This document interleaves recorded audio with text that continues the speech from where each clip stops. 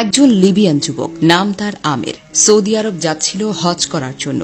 যেইমাত্র সে এয়ারপোর্টে পৌঁছালো, তার নাম দিয়ে নিরাপত্তা সংক্রান্ত একটি সমস্যা দেখা দিল। নিরাপত্তা বাহিনীর লোকেরা তাকে বলল, একটু অপেক্ষা করো, আমরা চেষ্টা করছি সমস্যাটা সমাধান করতে।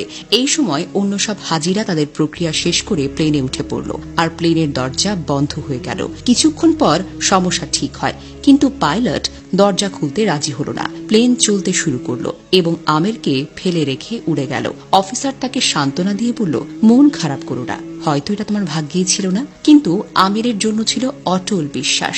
সে উত্তর দিল, আমার নিয়ত হজের, ইনশাআল্লাহ আমি যাবই। হঠাৎ খবর এলো প্লেনটিতে যান্ত্রিক সমস্যা হয়েছে, সেটি ফিরে আসছে। প্লেনটা ফিরে এলো, মেরামত করা হলো, কিন্তু তাও পাইলট আমিরের জন্য দরজা খুলতে রাজি হল না।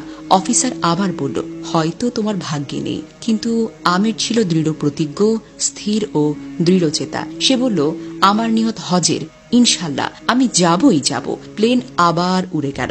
কিছুক্ষণ পর আরেকটা খবর এলো, প্লেনে আবারও সমস্যা হয়েছে। এবার নিজেই পাইলট বললেন, আমি আর উড়ব না যতক্ষণ না আমের প্লেনে উঠে। শেষ পর্যন্ত আমের প্লেনে উঠল। সৌদি এয়ারপোর্ট থেকে সে একটি ভিডিও করল। তার আনন্দ ছিল বর্ণনার বাহিরে। এই ঘটনা আমাদের কি শেখায় জানেন?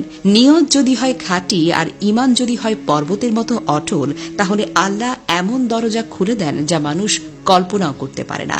আমিরের মতো একজন সাধারণ যুবক, যার নামের কারণে প্লেনে ওঠা আটকে যায়, যে 3 বার অপমান, ব্যর্থতা আর প্রত্যাখ্যানের পরেও বলে, আমার নিয়ত হজের, ইনশাল্লাহ আমি যাবই যাব, তাহলে এটা কেবল কথা নয়, এটা হলো ঈমানের ঘোষণা। আল্লাহ বারবার প্লেনের গতি থামিয়েছেন, পরিস্থিতি উল্টে দিয়েছেন, শুধু একজন বান্দার অটল নিয়তের কারণে।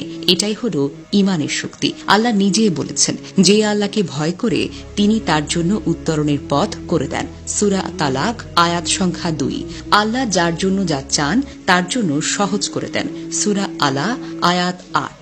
তাই আমাদের উচিত পথ যত কঠিন হোক বিশ্বাস হারানো নয়, বরং আরো বেশি দোয়া, আরো বেশি দৃঢ়তা। ফলাফল নয়, নিয়ত ঠিক করাটা জরুরি, কারণ নিয়ত খাঁটি হলে ফলাফল আপনা আপনি চলে আসবে।